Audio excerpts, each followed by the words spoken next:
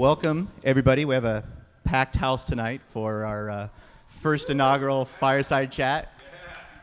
I appreciate you guys coming up. Thank you. Thank you, Ron. My guest is somebody I admire. He's a friend. He's a colleague. He's somebody I stalked for 6 months.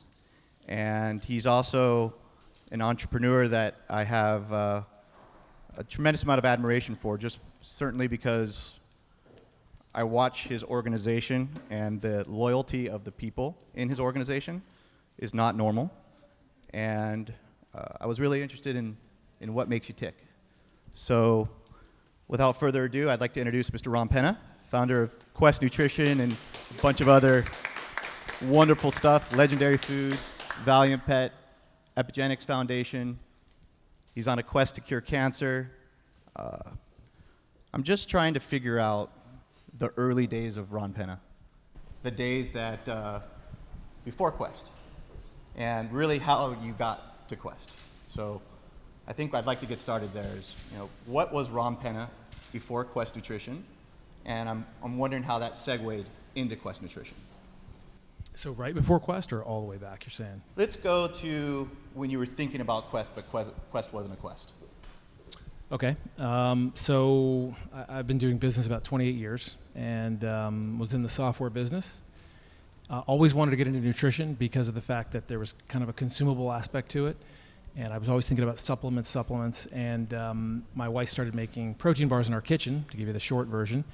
And I would take them into our office, which had, filled with guys that were tech guys. They were drinking regular Dr. Pepper, and they were, eating regular Doritos. And I left them on the table one day, and the next day I came back, and they were like, hey, can we get more of those? And I remember thinking, that's so strange. Why would they be interested in this? They can eat anything they want.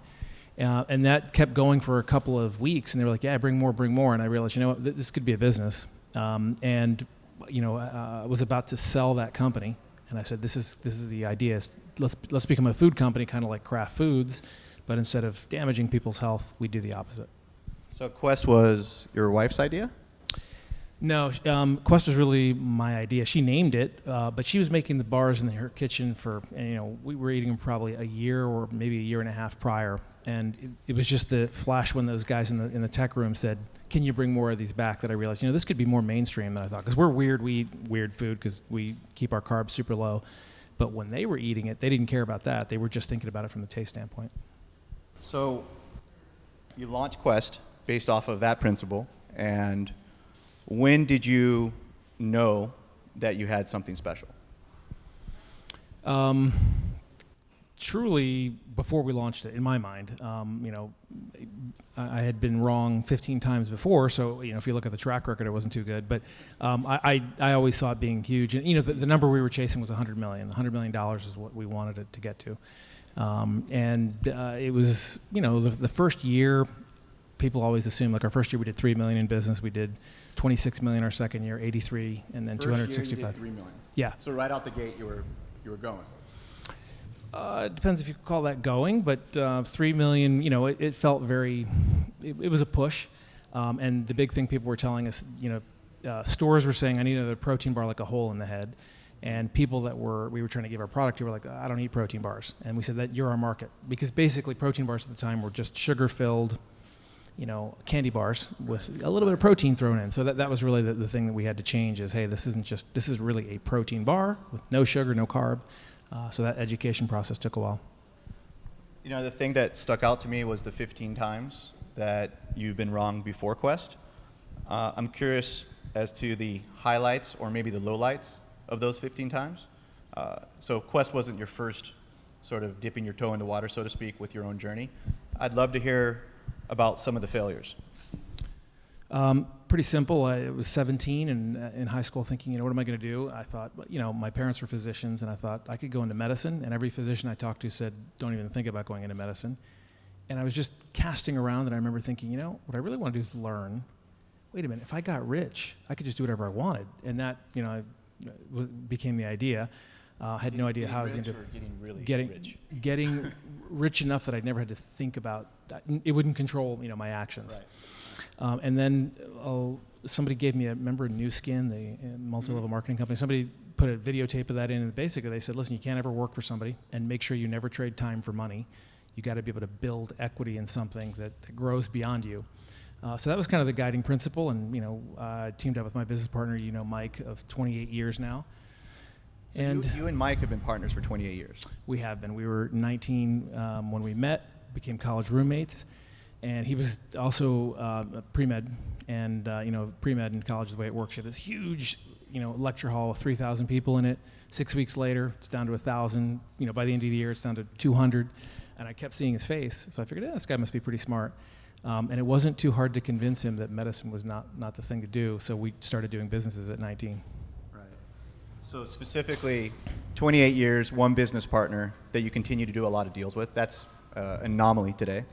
It is. What are the, looking back on the whole scope of that relationship, 28 years is more time than most people have been married. It's more time than I've been an entrepreneur. First of all, how old are you? 47. 47 years old, okay. So I look at that journey. There must have been a lot of good, there must have been a lot of bad, there must have been a lot of everything in between. Are there points of your journey that you can say, I can't believe we made that decision, that was the worst possible decision ever? And then I'm also curious, the second part of that is, a lot of times the lessons that come from that really bad mistake that you learned from. So I'm curious, looking back on it, what are the things that you can say, wow, what was I thinking? That only happened for the first 21 years. Then we started making good decisions after that, but for the first 21 years there was that. The first 21 years bad decisions, or the first 7 years bad decisions? The first 21 years we made, a lot of bad decisions. All of them were pretty much bad. I was, one of the things that I noticed, especially, working with you guys down at the house, was you have an insane loyalty with the environment of people that are around you. It's something that's not normal. It's almost scientific to a degree, right? So I obviously know a lot about all of your businesses, and the one thing I notice is they're sticky, right? But not just the business itself being sticky, but I think the people that are involved with your organizations are also very sticky. People stick around, and you also stick around. I'm curious because it seems like a very different, in today's world of ADD and on to the next and on to the next. I'm curious if that's a plan and that's a way that you just do business and that's your mantra, or if it's something that's happened sort of just by chance, or if there's a real science behind the way you launch businesses, not just launching businesses, but also the people associated with your business. I know the people that are associated with your business, and they literally would take a missile for the brands that they're working for, and that's not normal today.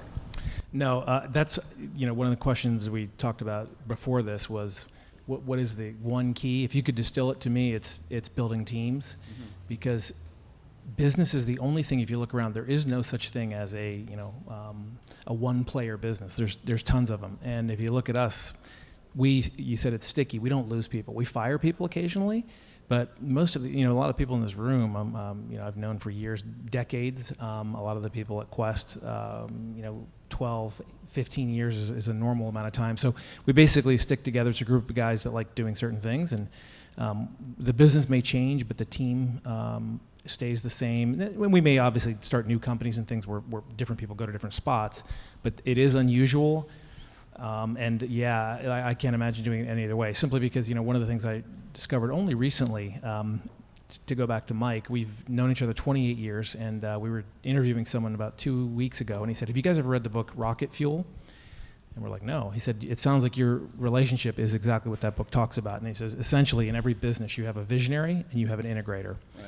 And if I had known this 28 years ago, the first 8 years with Mike would have been a lot easier, because I thought, this guy's an idiot, and he's thinking this guy's crazy. And everything that would come at us, we would look at it completely differently. And I was thinking, how can you even exist thinking that way? And he was thinking, this guy is just an idiot. But basically, it does a very good job, this book, Rocket Fuel, by talking about what a visionary-led company looks like and what an integrator-led, and they have huge deficits. But you put them together, and all of a sudden, it does. And people always say, well, I want to start a business. The first thing you got to do is figure out what you are, and then you got to find that opposite. Because once you have that, people glom on. Legendary, you've seen the beginning of that. There was a phase where Mike wasn't really involved, and it was a visionary-led company. Right. And then when he came aboard, he added this whole dynamic, and you could feel people just relax and get more comfortable. So that's a big first step. More relaxed when Mike came on. They did, and Mike's an integrator. I'm a visionary, and there's very specific definitions in the book of what that is. But, I hate this thing about, there's no right answer. It's good to be one of the. When you read this book, there really is none. You can see the real strengths of a visionary-led company and the real deficits, and vice versa. And it took me 28 years to figure that out. We kind of knew the dynamic was working in the last 10 years. Right. But had I read that 28 years ago, I wonder what would have happened. But so it's obviously good to go into it with your eyes open like that. Finding a good counterbalance, yeah. For sure. I'm curious. There's a part of you that I'm curious about, or part of actually you and Mike that I'm curious about specific to Quest, was knowing the way you guys are so involved, abnormally involved from my perspective. When you look at people that are very successful and they start a new business, a lot of times those core principles leave. And, we got a little bit of money, we're going to do a vanity hire here, we're going to do a vanity hire here, we're a little loose with our books over here. I don't see that with you guys. I'm curious as to the mindset associated with when you guys decided to step away from an operating owner of Quest. That, to me, must have been incredibly challenging, number one. Number two is the process of finding the right guy, or at the time, maybe the right guy or right female for that position. But I'm just curious about that process and really relinquishing the reins, because I know you guys genuinely relinquished the reins of your other business, but I'm just curious about that whole process and how it happened and how it unfolded and how you actually decided, this is the guy. It's the opposite of what you're thinking. So, and I think that depends on the person. So we're always looking to get a business to escape velocity where we don't have to be there. Okay. So we're dying to get to that point. Some people that are control freaks or their identity's tied up in the business. Remember, I got into business to get rich, to do things. For somebody who wants to be an entrepreneur for the sake of that, maybe it's a different answer. But for us, as soon as Quest got to that point, for example, Quest is an R&D driven company. Mm-hmm. And once the guys in R&D understood the ethos and the philosophy of making products, we could feel like, wow, this is going to continue to go on. Because a strong organization, people don't like to hear this, but if you're gone, it keeps going. And once you've gotten to that point, you can kind of step back. So you've seen kind of the other phase where we're in startup mode and you're just indoctrinating and inculcating the philosophy. Once people get it, then you step back. We all know Bruce in this case. Bruce he learned things, and now he's actually teaching us because we couldn't do it as well as he could anyway. And that's what happens. Everybody in your organization gets to a point where they become experts, and then it gets really fun because things really become group dynamics, and you can point to little things. We would never, pizza, for example. There's a guy who is really responsible for pizza. We just launched pizza at Target, and every Target, it was an explosive launch. I've never seen a product launch go that well, but I can put my finger on one guy who made that happen. It was his brainchild, and now it's it'll be all over the world soon. What do you think? How many exits total over your lifetime? 4. 4 exits. So most people are really happy with one exit, and you get to a place financially where really the money isn't the driver anymore. So what's the driver today? What's the thing that's getting you up, that's really getting your juices going, so to speak? I have a biotech company that's focused on cancer, and that's the most interesting thing that I'm probably doing. And it never hurts to have a couple of billion behind you. So that's that's not a bad thing. A couple of billion behind you, not a bad thing. Yeah, because then you can do some pretty amazing things. Yeah. So you go through this whole journey. You have a new sort of person who's running your other company very successfully, I might add. You launch Legendary Foods. You launch Keto Pet Sanctuary, which then spins off Valiant Pet Nutrition. You have Epigenics Foundation. But fundamentally, the thing that drives you as a person is I know you're really big with cancer research. That's something that you speak about with intense passion. Are there specific reasons why health is the core function of all of, if I was going to say there's one through line of all of your businesses, it's real health. And you're probably one of the most knowledgeable people I've spoke to in a very long time that understands the mechanics of the body, what works, what doesn't work, and really understands nutrition at its core. Is your driver health, and not just health for yourself, but health for people that are around you that you care about? On one level, yeah, but if you want to go just a little deeper, it's probably mystery. I really like mysteries. And if you look at nutrition, I love nutrition because if you took 100 people that were considered experts, you could almost get them to agree on almost nothing.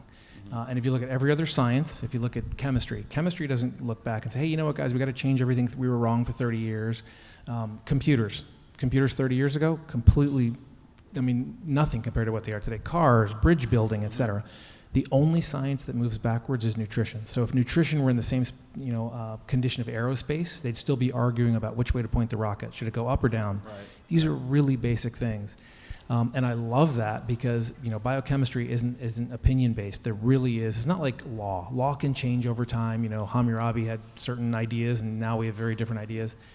Biochemistry was the same in his time as it is in ours. So the mystery is kind of what I think drives me. Do I love health because there's a concrete reality behind it? Yes. I know sometimes we talk and we get a little bit into some of the things that you're doing in the biochemistry space and talking about your labs and stuff. I'd love to hear a little bit. I know you have, no pun intended, a real quest to not just cure cancer, but detect cancer at an early stage. I'd love to hear a little bit about some of the stuff that you're doing on that front. So that's a biotech company called BioShift, and really what we're doing there is two things. We're doing diagnostics, which would allow you to do a liquid biopsy and detect cancer up maybe a decade or more before any other technique. And as you know, with KetoPet, we did a lot of cancer research with dogs, and we were using PET-CT, which is the dominant technology that's used in determining cancer in humans, and it's a terrible technology.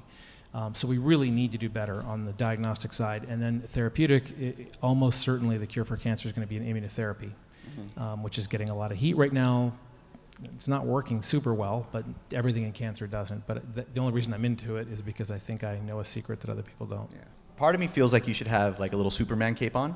4 exits, curing cancer, the KetoPet Sanctuary, curing cancer, or at least going after dogs that are sick. But at the end of the day, you're a human being. You put your pants on one leg at a time. The thing that I've always... I'm actually wounded. Oh, you are wounded? Because you said a Superman cape. Superman is a guy he was born on another planet. He didn't do anything to earn it. His parents had the foresight to say, hey, our planet's blowing up. Let's put our kid in this space capsule. Let's teach him everything. Let's land him on another planet. Let's do everything for him so when he wakes up, because of the sun, he's super strong. He doesn't have to do anything. It's the equivalent of a trust fund baby. It's exactly right.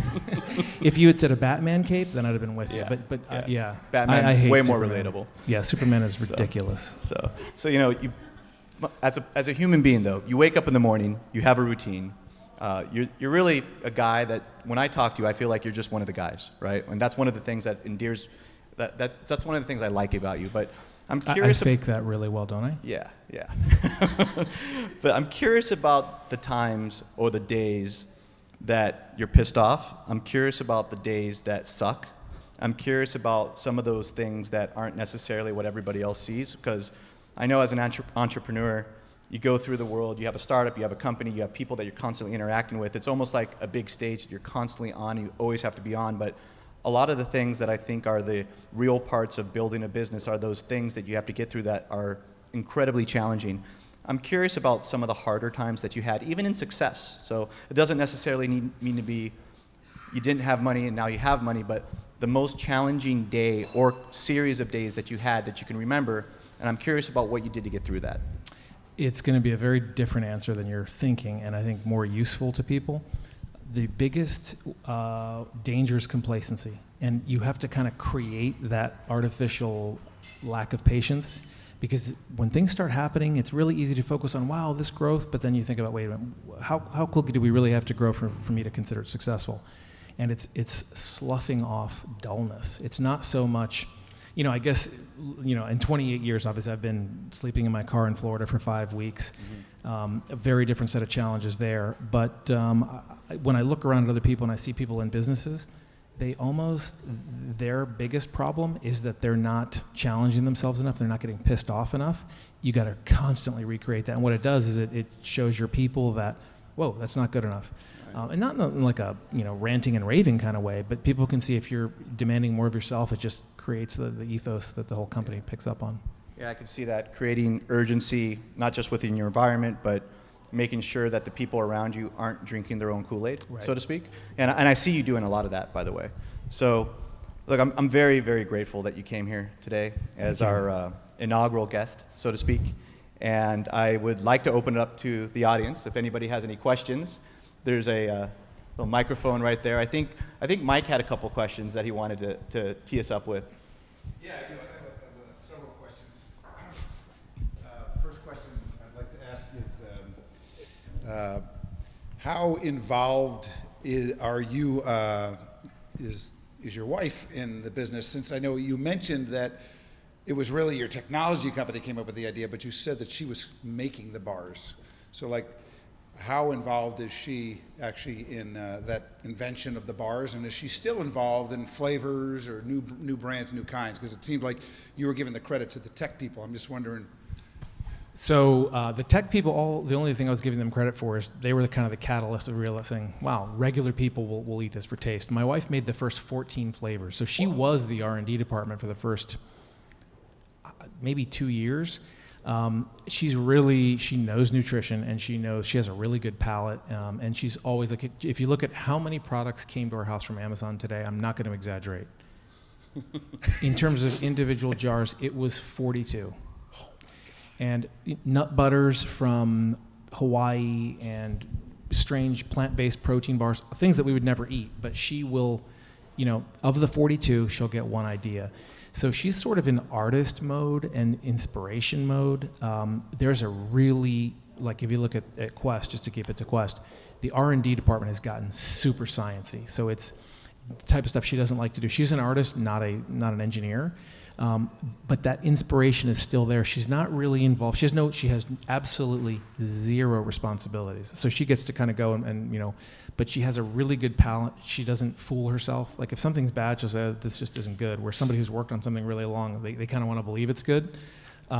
So she's still involved in that inspirational sense, but she doesn't have any responsibilities, which is she's much happier doing that, because it was like in the early days, hey, we need another flavor, come on, let's go. And she doesn't love spreadsheets. In my research, I noticed too that she had something very famous, something about Arnold Schwarzenegger. Can you tell me about that, if you don't mind? Sure. Her dad was one of 3 guys on the planet that beat Schwarzenegger in a bodybuilding competition. So she grew up. It's funny. She grew up in the like during the high carb Snackwell's cool. time. That's a cool bio. It's a pretty cool bio. Yeah, different. And her dad he's known as the father of natural bodybuilding. So he never really got involved in drugs. He came to California right when the steroids were hitting the scene. And they ate weird. Her friends would like look at her lunch and say, well, "What are you eating?" And that many years of eating strangely is why she said, "I want to make something I can eat, but to taste amazing." And that was kind of the genesis. Last question: did you and Mike both play high school sports at all? I did. Mike did too. He wrestled. He wrestled? Yes, he did. You football? I played football. Yeah. You're assuming that. I know why you're making that assumption. Remember, in high school, I was 6'2", 160. Yes. And but yes, I actually did play high school football. Well, thank you. I think there's a couple other people in line that want to ask some questions here. Ron, what was the most interesting book you read in the last year? It is the book Rocket Fuel. I read it really quickly. It's a really simple book, and it's very strange for me to read it because I lived it. So and I look back and say, wow, this book would have been really useful because other people have asked me questions and I've never been able to articulate well what that early startup phase is. And one of the most important things is you got to figure out, are you a visionary or are you an integrator, and then find that other piece if you don't have it. What are your top 5 of all time? Oh my gosh, That's a tough one. they're so strange, and it would change your opinion of me that I'm not actually going to tell you what the real titles are. But gosh, what can I tell you that wouldn't be too controversial? Well, here's an interesting thing. Tony Robbins wrote a book, Awaken the Giant Within, and I'm a huge Tony Robbins fan of the books and an absolute detester of the seminars. Like every time I click a link on the videos, it's mortifyingly embarrassing to me. And I look at the two and I'm like, how could you write this amazing book and then you do this? It's almost like he's doing everything people assume like a motivational speaker says. I'm not a motivational speaker. Now, the books are technologies. I use them every day. And a lot of people remember the courses, the tapes for the old people in the audience. They would do the tapes. They were amazing. But you go to the seminars and it's like, what the hell? It's such a disconnect, and I've never been able to do that. But Awaken the Giant Within, I think, is his best book. It really explains how your brain works. That's 1 of 5. That's what you're going to get. Yeah, that's enough. All right. Thank you. Good, Garrett. Real quick, Garrett, before we do your question, and then I'm curious, your morning routine. I'm curious about your morning. You wake up. Let's just talk about the first 45 minutes of Ron Penna. I'm interested. I read every day for between 1 to 3 hours. It's just a great time to do it, and I love it. That's special that you read for 1 to 3 hours in a 45-minute time frame, by the way. That is special. Here's the thing. I didn't think anyone else was going to catch it, but I read about. So you read every day for 1 to 3 hours? Oh, yeah, that's really the one thing that's been constant, just because I love to read. And morning time is your time? I read all the time. If there's a cereal box in front of me, I read it. Nice. Like my wife always jokes, how can you read? It's like 9 p.m. Reading is relaxing for my brain. It's not tiring at all. So yeah, I read all day, but I usually read 1 to 3 hours, depending what time I wake up and what time my wife gets up. But yeah, so. Hello. In terms of business strategy, what's next for Quest? So Quest is 8 years old, and if you look at it, the first 6 years, everybody thought we were a protein bar company, and it's really strange being in a business where everyone says, "Hey, yeah," we were at dinner the other day, and we said, the guy saw our credit card, and he said, "Oh, Quest Nutrition, I'm not familiar with it," and then we mentioned Quest bars. "Oh yeah, I know Quest bars." So for the next few years, the path is so this year we launched cookies with a totally different thing in terms of nutrition. So we always just think of it, in a couple of years you go to a Super Bowl party. In fact, this January, you could go to one. You'd see cookies over here, you'd see cookies over here by Nabisco. They might taste similar, but the goal was nutritionally, metabolically, very, very different.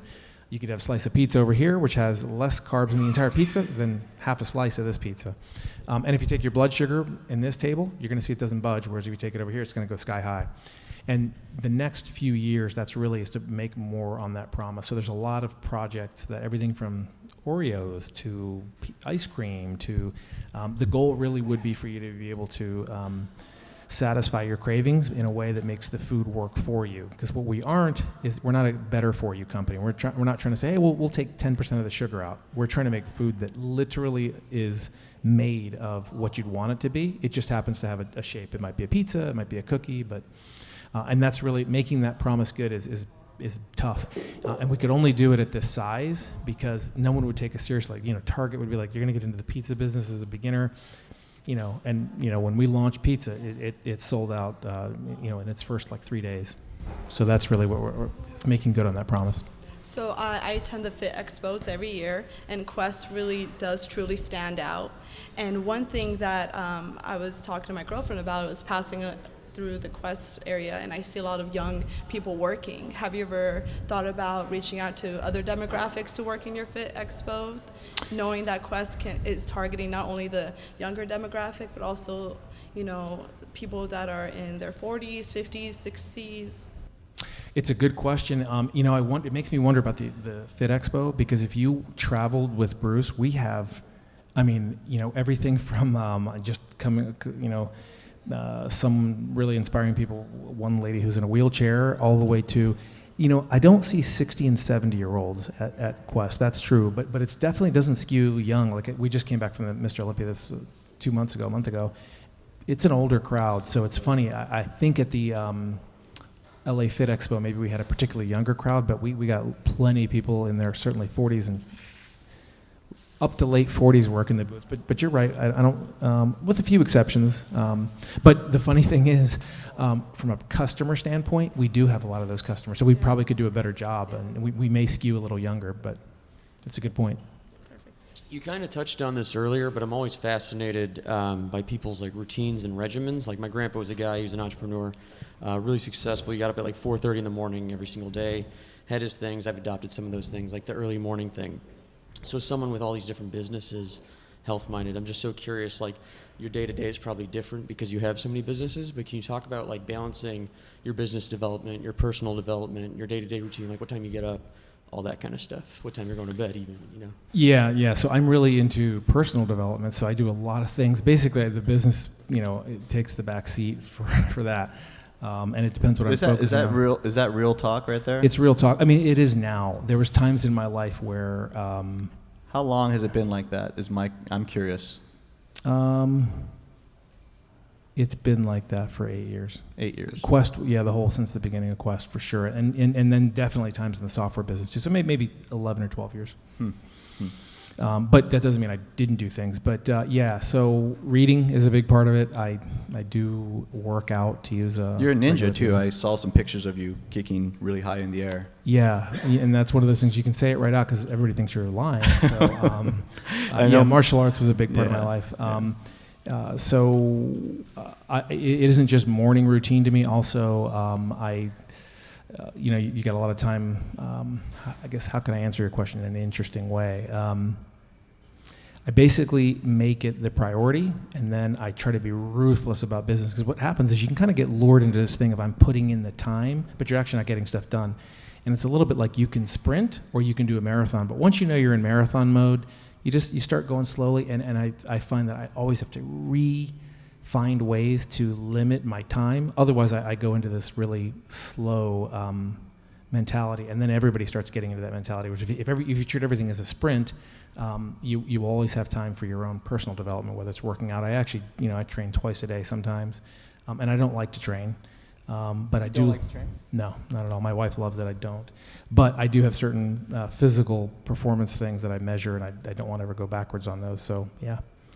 So I have one closing question for you.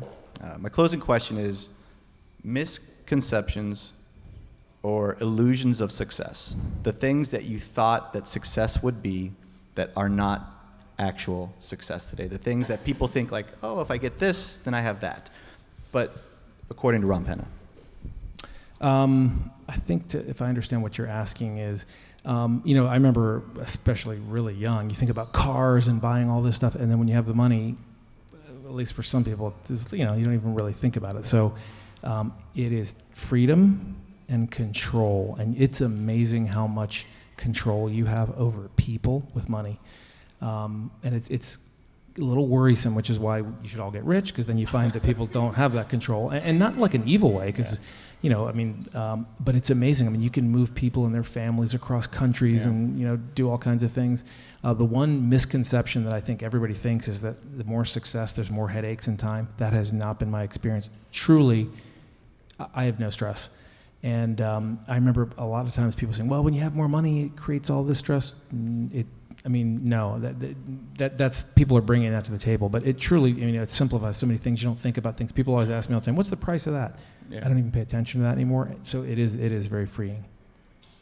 Yeah, I was talking to somebody that didn't have money, that has money today, and he's an asshole.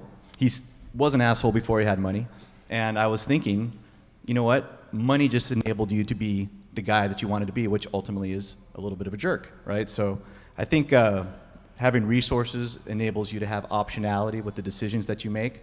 A lot of times as an entrepreneur who isn't successful yet, or you're kind of on the grind to get to where you want to go, you have to do a lot of things and sacrifice a lot of things to do it. And your time isn't necessarily your time, because you have to sacrifice balance, or you have to sacrifice family, or you have to sacrifice what you're going to do tomorrow, because you have to make certain that you're able to do what you need to do to get the business to a place, right? So there's a balance of once you finally get there, but at the end of the day, resources and optionality enables you to be the person that you are, right? So if you're a jerk over here, once you get money, you're still going to be a jerk.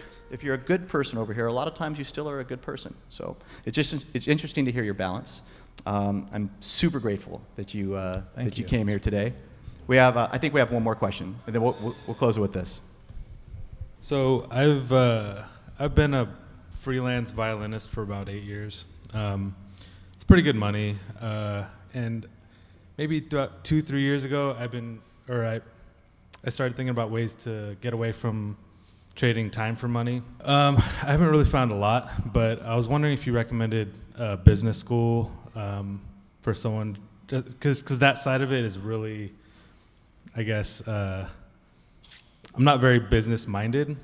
I'm good at what I do, and so I get work, and I love what I do. But what do you have any recommendations or anything?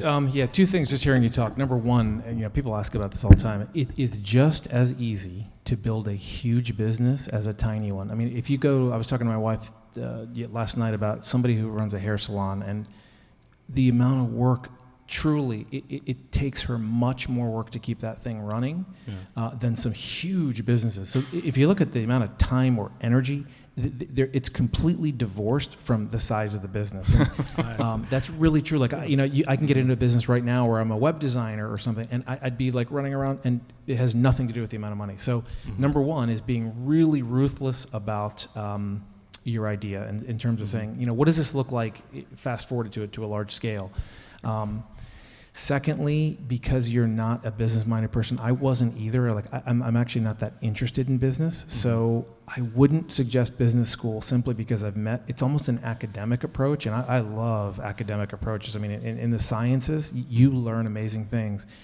In business, I wouldn't say it, especially now with social media and things. I definitely find a partner. Even a partner who's kind of like you is much better than just you going it by yourself. But you said 2 or 3 years you've been thinking about this. What I'd tell you is you got 2 or 3 months. Like, you got to be ready to go.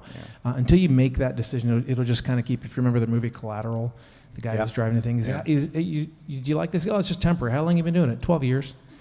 We've all done that at some point in our lives. So that's one thing. But no, I don't think you need that. And really, here's the thing. There's 2 kinds of businesses, and this is something I've never read about, but when I was in college, I was always thinking about like a restaurant or some sort of like retail business. The problem with that is that it's pass fail. You can't keep growing with it. You can't pivot a lot. It is what it is. If your restaurant fails, it's hard to really change it. Whereas if you have an idea like, I'll just say you were going to sell brownies on Etsy and start there, or farmers markets. That kind of business is really tough to like take you down. You might not do well. You might have to change. Hey, we went from brownies to blondies and then to cookies or whatever. But you can fail a lot at that business. You can test things, and then when you get it, when like people are coming in and you're seeing the same faces. So it's kind of that like all once and for all. Like I was bankrupt by 22 because I got involved in those kind of businesses, and afterwards I realized no, I got to get involved in businesses that I can mess up, and it won't finish me. Like I don't need to borrow all this money. If you know what Etsy is, basically you could start a business on that tomorrow. You could put the product on Amazon, and then you could be violining, wasting your time trading time for money. Meanwhile, your Amazon business is just growing and growing. Right. That's the kind of thing today. With today, there really is no reason to go to business school. Let's just say this: in your case, you certainly don't have to. I had an intern that interned for me when I was with my previous company, and he was going to get his master's, and I had a genuine conversation with him, and I tried to talk him out of going to business school and just come to work for me. He was fabulous. He was great. He was ready for action. I didn't talk him out of it, and I thought the conversation was kind of funny because I'm talking to this kid who's interning for me for the summer about, hey, you should just forget about business school. I didn't go to college. I believe that you really are just going to create your environment. You'd be surprised how many people are out of college and they specialized in marketing, for example, and they don't know the first thing about marketing on Facebook, or they don't know the first thing about how to utilize all of the digital tools which make up the entire marketing universe today. So if you going back to surrounding yourself with somebody that you can say you can enroll into their vision and really giving yourself to that person's organization and just becoming indispensable and being willing to just do whatever you have to do. Right. Early days, long nights, and everything in between with a good attitude. People have a tendency that are successful to find those type of people and keep them close to them. And usually what happens is at some point there's going to be a legitimate opportunity that you'll be able to monetize for your own whatever it is you want to do.